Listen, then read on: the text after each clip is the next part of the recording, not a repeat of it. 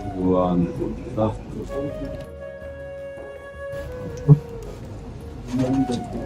कोटा से, कोटा राजस्थान भाषण लिखा है।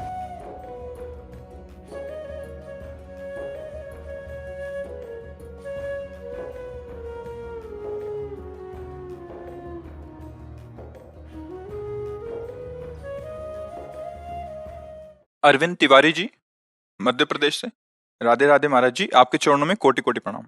महाराज जी, अर्जुन जी ने भगवान श्री कृष्ण से कहा, नष्टो मोह स्मृतिर्लब्धः। महाराज जी, किस स्थिति में अर्जुन ने ऐसा कहा? क्या जन सामान्य को ऐसा होना संभव है और कैसे संभव है? हम सब भगवान के समान अंश हैं। जो अर्जुन जी में भगवद अंश है वही हम सब में है, इतना भी अंतर नहीं है। जो एक महान योगी में है वही एक भोगी में भी है। जो एक महान विशालकाय में है वही एक बहुत क्षुद्र शरीर में भी है। अणु अणियान महतो महियान, वो छोटा से छोटा है, वो महान से महान परमात्मा है। मोहा अविष्ट हम सब हैं। जब हम सद्गुरु के वचनों के अनुसार, शास्त्र की आज्ञा के अनुसार चलते हैं तो मोह का नाश हो जाता है। गीता मोह नाशक सद्गुरु की वाणी है। भगवान जगत गुरु है ना, किसका प्रश्न है? हाँ, भगवान जगत गुरु है ना, तो किसी एक को निमित्त बनाकर पूरे विश्व को उपदेश कर रहे हैं। किसी व्यक्ति विशेष अर्जुन को ही नहीं कर रहे। सही पूछो तो अर्जुन को उपदेश की जरूरत नहीं है, क्योंकि भगवान के ही स्वरूप है अर्जुन। पूर्व में महाभारत में जगह जगह लिखा हुआ है कि बद्रीनाथ में नर नारायण के रूप में अमोघ तपस्या साथ में ही की भगवान अर्जुन और श्री कृष्ण ने नर नारायण का। अर्जुन के हृदय में मोह उत्पन्न किया है भगवान ने। देख, इन मध्य में खड़े करके देख। अब जब देख कहा तो फिर दृष्टि बदल गई। भगवान अब यहाँ संपूर्ण जगत को ज्ञानामृत का पान कराना चाहते हैं, इसलिए अर्जुन को निमित्त बनाकर उपदेश किया। संपूर्ण गीता का अगर आप स्वाध्याय करें तो भगवान ने आदेश विशेषतया अपने मन को, अपने चित्त को, अपनी बुद्धि को मेरे में लगा दीजिए। खास सब उपदेश किए हैं, कर्म योग का, भक्ति योग का, ज्ञान योग का। जगह जगह जैसे जैसे प्रश्न अर्जुन के अंदर प्रेरित किए और आप श्री कृष्ण रूप में उत्तर दिए। पर पूरी गीता की खास बात जो पकड़ में आई वो ये आई कि भगवान में मन लग जाए, भगवान में बुद्धि लग जाए, भगवान का अनन्य चिंतन होने लगे। खास बात ये पकड़ में आई। घुमा घुमा के कई श्लोकों में भगवान ने कि अनन्य चेता सततम यो माम स्मृति नित्यसा या अनन्यश्चिन्तयन्तो माम या मय्येव मनाधत्स्व मयि बुद्धिम निवेशय या मन मना भो मद्भक्तो माद्याजी माम नमस्कुरु या सर्वधर्मान परित्यज्य मामेकम शरणम व्रज।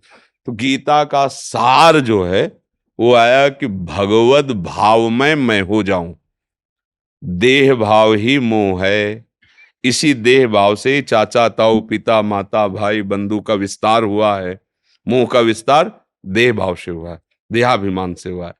तो जब आत्मस्वरूप प्रभु में अपना मन लग जाएगा तो भगवत स्वरूप हुआ। जहां भगवत स्वरूप हुआ तो भगवत स्मृति एक तैल धारावत हुई, मोह का नाश हुआ। तो अर्जुन ने कहा, हे गोविंद, आपके कृपा प्रसाद से मेरे मोह का नाश हो गया और स्मृति प्राप्त हो गई। चाहे उसे अखंड भगवत स्मृति समझ लो या अपने स्वरूप का बोध समझ लो कि अभी जो भ्रम हुआ था मुझे वो देह भाव से हुआ था। मैं मारूंगा, ये मरने वाले होंगे, ये मेरे हैं, ये पराये हैं, ये मोह का स्वरूप होता है। मैं और मोर तोर तैमा। अब मेरी बात समझ में आ गई कि आपके सिवा कोई नहीं है। आप अर्जुन के हृदय में, आप बाहर, सब मत्ता परतरम नान्यत किंचिदस्ति धनंजय। आपके सिवा कुछ नहीं। ये जो युद्ध रूपी लीला होनी है ये अपने आप से अपने आप में ही समेटना है। जैसे अपने आप से में रचना है, अपने आप में पालन करना है, ऐसे अपने अब मेरा मोह नष्ट हो गया, अब स्मृति प्राप्त हो गई स्वरूप की या भगवत चिंतन की, दोनों बातें हैं। मामनुस्मर युद्ध च, कर्तव्य का पालन करते हुए मेरा सदैव स्मरण कर। तो ये हमारे सबके लिए है। हमारा जैसे उनका युद्ध का वहां सेवा धर्म है, तो हमारा जो धर्म है उसका पालन करते हुए अपने मन को, अपनी बुद्धि को, अपने चित्त को यदि भगवान में स्थापित कर दें तो ब्रह्मभूता प्रसन्नात्मा न शोचति न कांक्षति, हमारी स्थिति हो जाए, ना कोई शोक रह गया, ना कोई अन्य चाह रह गई, परमानंद की बाढ़ आ गई। ये कोई गृहस्थ विरक्त इसमें भेद नहीं है, इसमें है जो प्रभु का अखंड चिंतन करेगा वो इस परमानंद को प्राप्त होगा। अब जैसे जैसे चिंतन होता है वैसे वैसे राग का नाश होता है, तो वैराग्य अपने आप आ जाता है। वो कपड़ा अगर बदल करके बैरागी ले तो बैरागी है, और अगर नहीं बदले गृहस्थ में रहा तो बैरागी है। संसार का राग क्षीण हो जाए और प्रभु में अनुराग हो जाए, यही महात्मा का लक्षण है, भगवान के प्रियजनों का लक्षण। ये देखो कई बार बहुत बढ़िया उदाहरण, दुर्वासा जी महात्मा रूप में है, अम्बरीश जी चक्रवर्ती राजा रूप में है, लेकिन साधु हृदयम मह्यम ये पदवी अम्बरीश जी को दी और द्विज पदवी दी दुर्वासा जी को। आम भक्त पराधीनो अस्वतंत्र यु द्विज, द्विज संबोधन कर रहे हैं दुर्वासा जी को और साधु संबोधन कर रहे हैं अम्बरीश जी को, कहे साधु हृदय वो। तो साधु का तात्पर्य हुआ भगवत चरणारविंद में मन, बुद्धि, चित्त, अहम का समर्पित हो जाना। अब यही समर्पित होने के लिए गीता ज्ञान है। जब हम कहते हैं कि फिर क्या करें, तो आओ ये करो, ये ना करो, ये करो, ये ना करो। और अगर सीधे बात समझ लो तो भगवान कुछ करने के लिए नहीं कह रहे, मय्येव मन आदत्स्व मयि बुद्धिम निवेशय, तो निवसस्यसि मय्येव अत ऊर्ध्वं न संशया, तू मेरे में मन बुद्धि अर्पित कर दे, सीधे मेरे में वास करेगा। अब बोले कैसे करें, तो फिर अभ्यास योगी युक्तेन चेतसा नान्यगामिना, फिर पूरा विस्तार होता चला जाए। तो फिर ये कैसे, तो इसीलिए पूरा 18 अध्याय में बोला नहीं, एक श्लोक काफी है, सर्वधर्मान परित्यज्य मामेकम शरणं व्रज अहम त्वाम सर्व पापेभ्यो मोक्षयिष्यामि मा शुचा। जीव परमानंद में निमग्न हो जाए, बस ये बात मान ले। अब कैसे मैं भगवान के शरण में हूं, तो समझ में आया कि अभी बुद्धि की पवित्रता ने, अब लगो साधन में, ऐसे करो, ऐसे करो, ऐसे करो। फिर नवधा भक्ति का इसी का तो वर्णन, आखिरी नवधा भक्ति में क्या है, आत्मसमर्पण, और ये प्रारंभ में भी शुरू हो जाता है। शरणागत का मतलब क्या है, आत्मसमर्पण। तो कैसे करें, तो फिर बोले श्रवणम कीर्तनम विष्णुपाद सेवनम अर्चनम वंदनम दास्यम सख्य आत्मनिवेदनम। आ जाओगे आत्मनिवेदन, और आत्मनिवेदन हुआ कि पाई रस भक्ति गूढ़ गूढ़ अद्भुत दुर्लभ भव इंद्रादि विधिम, ये देवराज इंद्र को, ब्रह्मा जी को भी नहीं प्राप्त है, वो प्रेम रस प्रभु का प्राप्त हो जाता है। समझ में आ रही है आपकी बात, भजन करोगे भैया तो ये साधुओं की अध्यात्म की बात समझ में आएगी, नहीं तो ऐसे ऊपर से निकल जाएगी, पकड़ नहीं पाएगी बुद्धि। जैसे लोहा का चुंबक केवल लोहे को ही घसीट सकता है, सोने को नहीं, ऐसे विषय भोगों में महत्व बुद्धि रखने वाली जो बुद्धि है वो संतों की वाणी को नहीं पकड़ पाएगी। अगर नाम जप कर रहे हो, धर्म से चल रहे हो, तो एक एक शब्द तुम्हारे हृदय में जाके शीतलता पैदा करेगा। हाँ हाँ, नहीं तो एकदम उड़ जाएगा, उड़ जाएगा, वो पकड़ में नहीं आएगा। पीयूष तिवारी जी जबलपुर से। श्री हरिवंश महाराज जी हमारे प्रत्येक कार्य का अंत स्वयं के स्वार्थ सिद्धि के लिए होता है, श्री जी के सुख देने की भावना कैसे पुष्ट हो महाराज? बस उसी स्वार्थ युक्त कर्म को प्रभु में अर्पित कर दो, कोई नया काम नहीं करना। यत करोषि, भगवान कह रहे हैं जो कर रहे हो वो मेरे को अर्पित कर दो। सुबह से लेके और शाम तक पहले तुम ये शुरू करो, हर एक घंटा का समय प्रभु को अर्पित करना शुरू करो। 7 से 8 बजे, हे प्रभु इस 1 घंटे में जो भी शारीरिक, मानसिक, वाचिक क्रियाएं आपके चरणों में अर्पित है। हे गोविंद, अब 8 से 9 ये समर्पित आप करके देखो। इसे ये भागवत धर्म है, स्वभाववश, मन की इच्छाओं के वश, देहाभिमानवश, पूर्व संस्कारवश जो जो होता है वो सब परम पुरुष नारायण को अर्पित कर दिया जाए, सीधा भागवत धर्म है। इसमें बहुत जल्दी उन्नति होती है, आप ऐसा करके देखो। पर एक ध्यान रखो, गंदी चीज प्रभु को अर्पित नहीं की जाती। कोई आप गंदी चीज लाके थोड़ी आन दोगे, वो तो प्रभु को देना है। तो गंदे आचरण ऐसे ना हो, जो हम प्रभु को समर्पित करने में हिचकिचाएं तो हम वो कार्य ना करें। और अगर स्वाभाविक हो रहा है, विवश होके हो रहा है, तो प्रभु सुधार देंगे। वो हृदय में बैठे हो, तुम्हारी भावना को देख रहे हैं, और आर्त भाव से पुकारो कि नाथ ये आपके समर्पण करने लायक कर्म नहीं है, पर मैं पूर्वाभ्यास वश या अपनी अज्ञानता उस प्रभु मेरे से कर्म ऐसा, नाथ अब आप ही इसको देख, वो संभाल लेंगे, उसका दंड नहीं मिल पाएगा। यदि हृदय से बात सच्ची है तो, और उत्साह संपन्न होकर पाप कर्म करोगे तो फिर वो बात अलग हो जाता है। समझ रहे हो ना? इसी से तत्सुख भाव जागृत हो जाता है। भगवत समर्पण बहुत सामर्थ्य रखता है। जिस समय हम भगवत समर्पण करना शुरू करते हैं तो धीरे धीरे निष्कामता आती है। अभी तो निष्कामता का परिचय ही नहीं जानते, और जब निष्कामता आती है तब उसके अंदर ज्ञान प्रकट होता है। जब ज्ञान प्रकट होता है तब उसको स्वयं में अनुभव होने लगता है कि मैं कर्ता भोक्ता नहीं हूं। जो कर्ता भोक्ता भाव बैठा है, ये धीरे धीरे गलित है, तो वो अपने स्वरूप को प्राप्त हो जाता है। जैसे दास्य स्वरूप है, सख्य स्वरूप है, वात्सल्य है, कांता स्वरूप है, सहचरी स्वरूप है, ये आत्मस्वरूप, ज्ञानी है तो आत्मस्वरूप, सब अपने स्वरूप में स्थित होकर भगवान के दिव्यानंद का रस लेते हैं। तो इसके लिए प्रत्येक कर्म भगवान को समर्पित करो, प्रत्येक क्षण प्रभु को समर्पित करो, अभी बात बन जाएगी। इसमें हम ये नहीं कह रहे कि हर समय माला लिए रहो, हर आरती पूजा करो, वही समर्पित नहीं। जो भी माता पिता की सेवा, घर परिवार की सेवा, धन कमाना, व्यापार, नौकरी, जो भी कर्म, वो सब यत करो, भगवान ने कहा है। ये तो सर्वाणि कर्माणि मयि सन्न्यस्य मत्पराः, सारे कर्म मेरे को अर्पित कर दो। बस ध्यान ये रहे कि हम भोग गंदी चीज का नहीं लगा सकते। प्रभु को अर्पित करने की भावना में ये छूना मत, ये श्री जी का भोग बन रहा है, बच्चे को दूर रखो, ऐसे नहीं करते तो हम गंदी चीज कैसे प्रभु को लगा सकते हैं कि हम पापाचरण करें, हिंसा करें और कृष्णार्पणम मस्तु, ऐसा सिद्धांत नहीं कि भाई जब सवै अर्पित करना है तो हम उसके लिए प्रभु से, अगर धर्मयुक्त भोग है तो भगवान की उपासना के अंतर्गत ही है। अगर अधर्म युक्त है फिर आप प्रभु से प्रार्थना कीजिए कि मेरी बुद्धि को सुधारिए, मेरी बुद्धि गलत है, और उन्हीं से जब रोया जाता है तभी ठीक होता है। प्रयास करने में सदा सफलता ही मिलती है, पर रोने वाला सफल हो जाता है।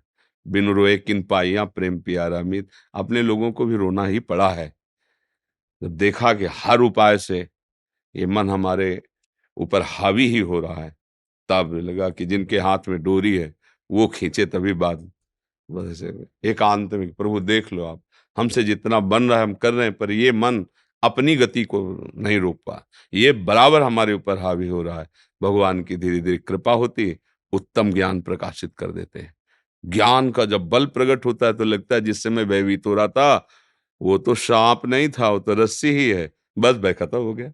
दूर से रस्सी दिखाई दे रही थी, और जब नजदीक गए प्रकाश हुआ तो लगा कि अरे, तब जिससे हम भयभीत हो रहे थे वो मेरा प्यारा ही था, दूसरा कोई था ही नहीं। तो फिर भय खत्म हो गया। फिर वो जो अंदर की घबराहट थी, जो मन की चाल थी, सब मिट गई। जब ज्ञान प्रकट होता है तो कण कण में, क्षण क्षण में अपनी प्रभु की रूप माधुरी का अवलोकन करता है। अब भय किससे रहा? भयावा कोई है ही नहीं, वही है, वही विविध रूपों में विचर रहा है। जहां हम कहीं राग कर रहे थे, कहीं द्वेष कर रहे थे, जब पता चला तो अपने प्रीतम से ही कर रहे थे, अब वो सब मिट गया। देखो गोस्वामी जी देख रहे, सी राम में अपने प्रीतम को ही तो देख रहे, जड़ चेतन जग जीव जत सकल राम, अब बचा ही नहीं कोई, तो कहाँ भय का अवसर रह गया जी। प्रहलाद कुमार जी राजस्थान में रहते हैं। श्री हरिवंश महाराज जी दंडवत प्रणाम।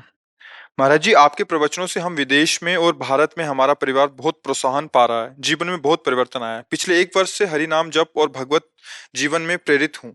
प्रश्न ये है कि जब चेतन मन से नाम जप कर रहे हैं तो सब सही रहता है, परंतु जैसे ही एकांत या निद्रा में जाते हैं अचेतन मन वापिस वही सब दिखाता है, सारे पुरानी उन्माद, तामसी विचार और अनैतिक वाला पुराना व्यक्तित्व। महाराज जी, मन कभी निर्मल और कभी सदा भगवत भाव में लगेगा, या मन में दोनों तरह के व्यक्तित्व हमेशा चलते रहेंगे? इनसे बाहर कैसे निकले? नहीं, इन दोनों तरह के नहीं चलते रहेंगे, पर वो जैसे एक व्यक्ति ने 1,00,000 मैसेज किए हैं आपके मोबाइल में और आपने डिलीट नहीं किया है, तो पूरे रखे हैं ना, एक ही व्यक्ति के वही नंबर है, वही बात है, 1,00,000 बार की है। अब उसमें सिस्टम है एक एक डिलीट करने, केवल सब एक साथ नहीं डिलीट कर सकते। अब वो आप एक डिलीट किए फिर वही आ गया, फिर डिलीट किया फिर वही आ गया। अब 1,00,000 बार आपको जब डिलीट करना पड़ेगा तो आपको क्या लगेगा, ये कभी डिलीट होगा कि नहीं डिलीट होगा? लेकिन हो रहा है ना। तो हमारे अनंत जन्म हो गए, हमारी करोड़ों बार गंदी चेष्टाएं हुई, करोड़ों बार पाप जनित कर्म हुए हैं। और जब हम नाम जप करना प्रारंभ करते तो डिलीट करता है, मन को निर्मल नाम ही करता है। उस मल का अब वही चैप्टर लाखों करोड़ों बार है, तो जब हर बार वही चैप्टर आता है तो हम ऊब जाते हैं और हमको लगता है क्या नाम कुछ कर रहा है कि नहीं कर रहा है, यद्यपि वो डिलीट हो रहा है। विश्वास मानिए, एक दिन इसी नाम के प्रभाव से ये सब गंदी बातें खत्म हो जाएंगी और भगवान की लीला प्रारंभ हो जाएगी। जैसे आप टीवी में देखते हैं ना, आंख खोल के, आंख खुली रहे या बंद रहे, वो अद्भुत श्यामा श्याम की दिव्य लीलाएं, दिव्य भाव, दिव्य, पर उस तक पहुंचने के लिए डटे रहना है ना, हमको हर समय प्रयासरत रहना है। नया कोई गंदी बात का हमारे अंदर संस्कार जाने न पावे जो भगवत विरोधी है। और पुराने की तुम अब चिंता मत करो, एक एक नाम जो आप जप रहे हैं वो पुराने हर संस्कार पर आक्रमण कर रहा है, इसीलिए हृदय संतप्त होता है। कभी कभी मन बिल्कुल साथ नहीं देता, ऐसा लगता है भजन छोड़ दो, क्योंकि वो मन को निर्मल कर रहा है। अब आपको नाम छोड़ना नहीं, बस हिम्मत करके लगे रहना है। ई परलोक सकल सुख पावत, मेरी शोभैया कृष्ण गुण संचु। इस लोक में और परलोक में सदा परम सुख की प्राप्ति होगी यदि आप नाम नहीं छोड़ेंगे तो। घबराना नहीं, एक समय ऐसा आता है नाम का कि आप छोड़ना भी चाहे तो नाम जप नहीं छूटेगा। उठते बैठते सोते जागते हर समय वो छाया रहता है। जैसे आप सो रहे हैं तो नाम चल रहा है, जगे तो देखा नाम चल रहा है, तो घोर सुषुप्ति में भी नाम चल रहा था। सोवत हो रसना रटे राधा कृष्ण सुनाम। अभ्यास का बहुत बड़ा फल होता है। आप अभ्यासरत रहिए, उबिएगा नहीं। वही बात स्वप्न में, वही बात जागृत में करोड़ों बार आ सकती है, पर हर बार की बात डिलीट हो रही, वो आ नहीं रही है। जो मेरे मन में समाया हुआ है वो सब नाम भगवान नष्ट कर रहे हैं, ऐसा भाव रखना, नहीं तो घबराहट पैदा हो जाएगी। समझ पा रहे ना आप? हाँ, घबराहट होना तो ठीक है, पर नहीं होती है, फिर सवेरे उठते हैं तो हाँ नहीं कि नहीं, मतलब वो समझ नहीं पा रहे इसलिए ऐसा होता है। समझ जाओ तो आनंदित हो जाओगे। वो जा रहे हैं, अब आ नहीं रहे, क्योंकि नाम का पहरा है, आ तो सकते नहीं। और अंदर जो गंदे विचार रूपी दुश्मन, वो टिक सकते नहीं, उनको बाहर जाना पड़ेगा। तभी तो संत महात्मा का निर्मल मन हो जाता है, तभी तो हम उन्हें भगवत स्वरूप कहने लगते हैं। अगर नाम का प्रभाव ऐसा ना करता तो हम सब एक ही शरीरधारी हैं, पंचभौतिक, हम सबके अंदर वही परमात्मा तत्व है। तो फिर एक मलिन स्वभाव, एक निर्मल स्वभाव, तो निर्मल किसने किया? भजन ने, भजन ने। समझ रहे ना? हम किसी संत के पास जाते तो अंदर आता है ना, ये भगवान का भजन करते हैं, ये निर्मल स्वभाव वाले हैं, तभी तो हम उनको प्रणाम करते हैं, उन पर भाव रखते हैं। पर निर्मल किसने किया है? नाम ने। तो वो नाम क्या तुम्हारा निर्मलता करने में असमर्थ है क्या?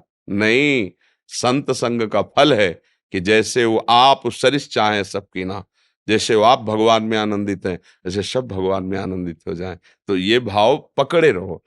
किसान भी जब अन्न फेंकता है खेत में तो वो कितना इंतजार करता है, दूसरे दिन थोड़ी फसल काट लेता है। अंकुरित होता है, रक्षा करता है, सींचता है, बढ़ाता है, कई महीने के बाद वो फसल तैयार होती है, फिर उसको सुरक्षित घर लाता है। तो एक मन अन्न फेंका तो 20 मन अन्न हो जाता है। ऐसे ही हम जो भजन कर रहे हैं अविनाशी है, ये नष्ट होने वाला नहीं है।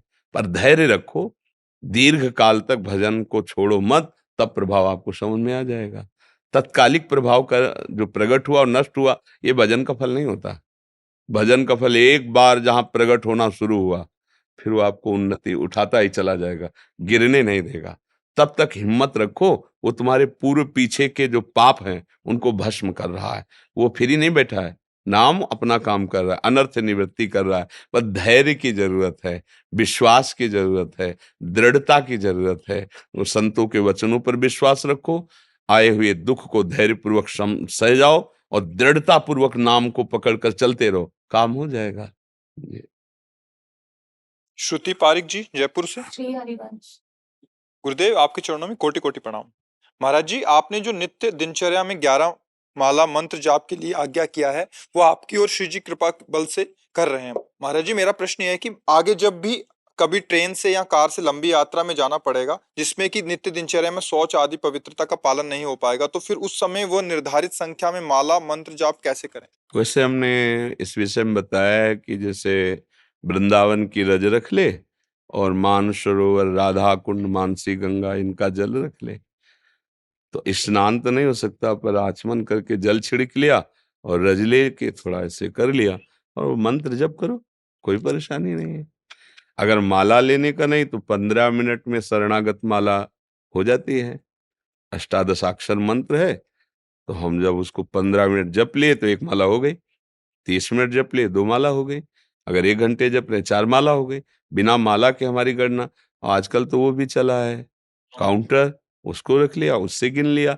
बात है हमारे मन में मंत्र चलना, तो उस अपवित्र दशा को हम पवित्र कर लेते हैं। मानसी गंगा, राधा कुंड, ये सब महान परम पावन हमारे ब्रजधाम के अमृत कुंड हैं।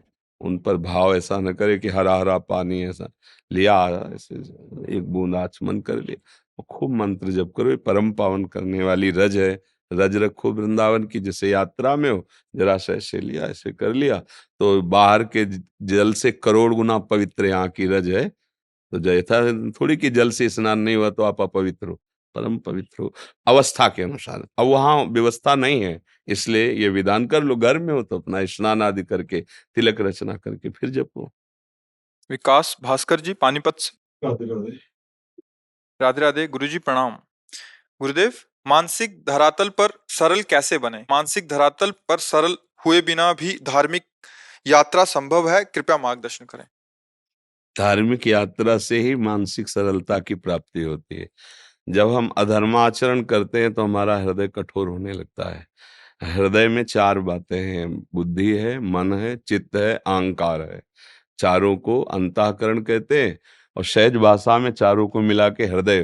बोले हृदय से बात कर रहे हो, तो हृदय का तात्पर्य होता है 4 विभाग हैं, बुद्धि, मन, चित्त, अहंकार। जब हम गंदा आचरण करते हैं, धर्म विरुद्ध गंदा भोजन करते हैं, गंदे दृश्य देखते हैं, दूसरे को हम दुख देते हैं, तो हमारा हृदय मतलब पूरा सिस्टम कठोर हो जाता है। कठोरता का तात्पर्य मलिन हो जाता है, मलिनता का तात्पर्य भगवत विमुख हो जाता है। अब उसमें जितना चिंतन होगा वो भयावह दुखद ही होगा। वो अपने सुख के कारण किसी को भी नष्ट कर सकता है।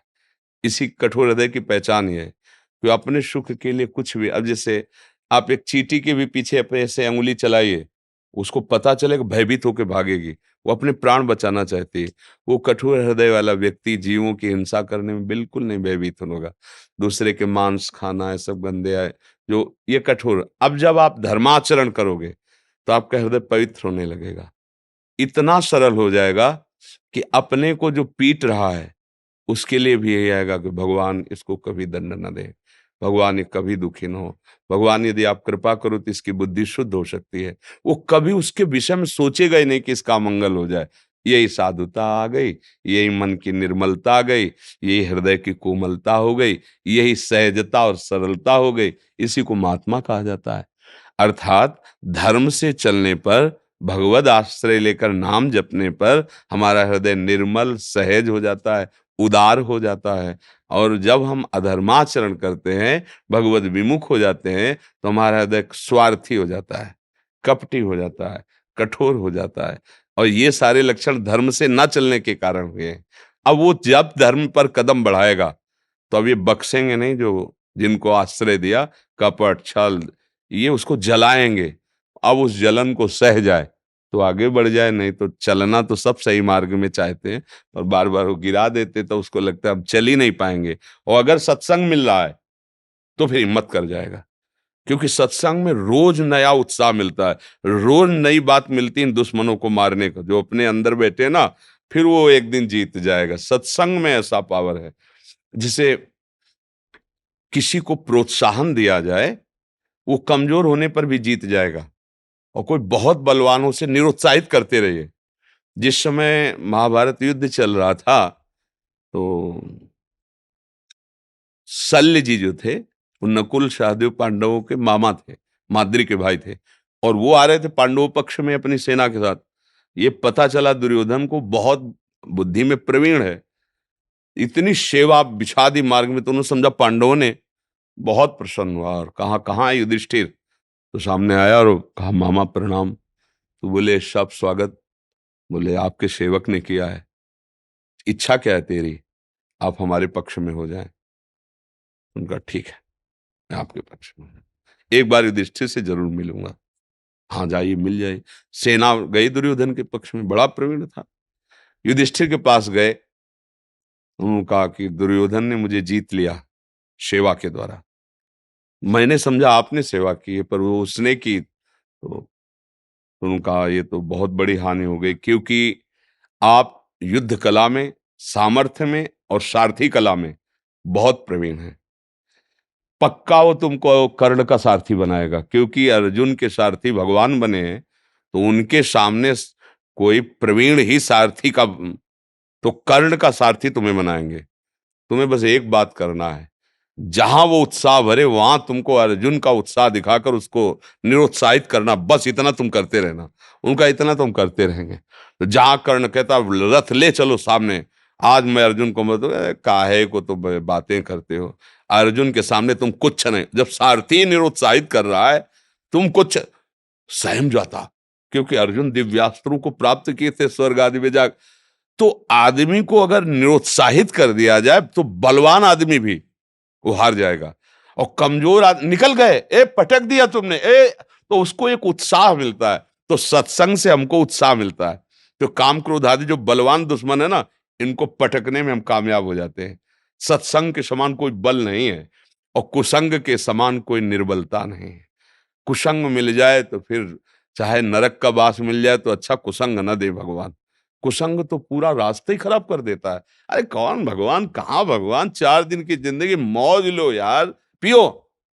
वो गलत मार्ग में इतना बढ़ के चला जाता है कि लौटना मुश्किल हो जाता है।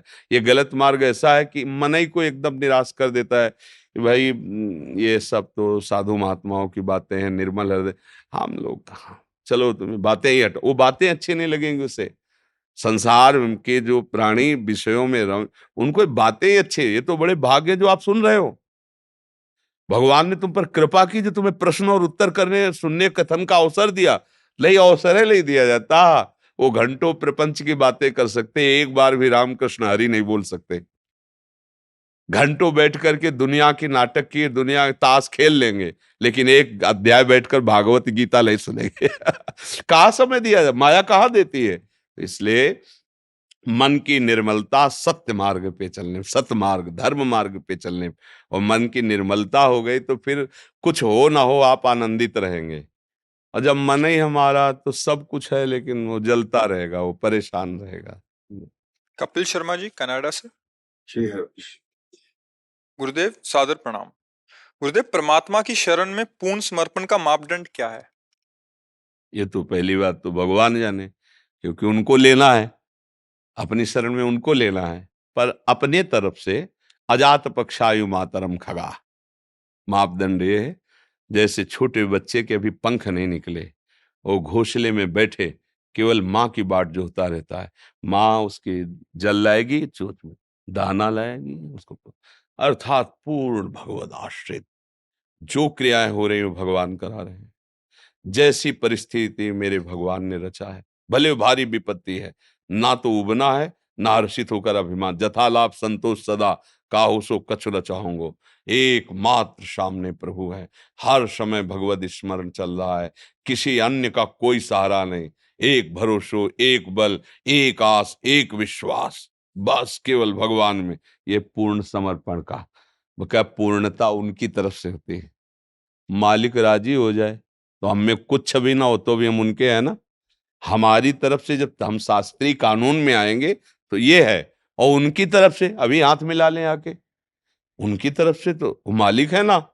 कितना आप ही चेत सुधराचारो भजते माम अनन्य भाग, प्रभु कह रहे साधुरे समंतव्या।